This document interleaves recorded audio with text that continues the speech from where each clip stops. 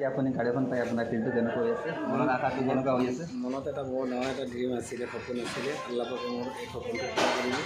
আপোনালোকৰ চবৰ সন্মুখত মই এই বস্তুটো ব্যক্ত কৰিছোঁ আৰু আপোনালোকে মোৰ কাৰণে দোৱা ৰাখিব আৰু এই আমাৰ চামুদ্দিন ভাই আৰু আপোনালোকৰ চবৰ পৰিচিত আমাৰ পশ্চিম লৰণী গাঁৱৰ এজন কু ব্যৱসায়ী।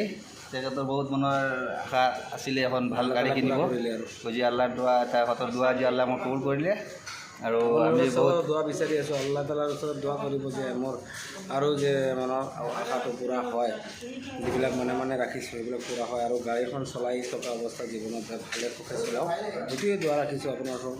আপোনালোকে দোৱা দিব আৰু গতিকে চাওক গাড়ীখন এই আমাৰ মাৰুতি ব্ৰেজা গাড়ীখন বৰ ধুনীয়া গাড়ী কিনিলে তেখেতে আৰু আমি চবেই আশাবাদী তেখেতৰ ভৱিষ্যত উজ্জ্বল কামনা কৰিলোঁ, যাতে আমি পশ্চিম লৰণী গাঁৱৰ সকলো যিমান মানুহ আছোঁ আৰু চবেই এখন ভাল ভাল গাড়ী লোৱাৰ সপোনত দিশত আগবাঢ়ি যাম আৰু আমাৰ যি কৰ্ম যি কৰি আছোঁ চব কৰ্মত অলপ মনোযোগ দি পেলাই আমি আগতে সকলোৱে গৈ পেলাই আমি এনেকুৱা এখন ভাল ভাল গাড়ী লৈ যাতে কৰিব পাৰোঁ এনেকুৱাই আশা কৰিলোঁ আৰু এয়া চামুদ্দিন ভাই গাড়ীখন।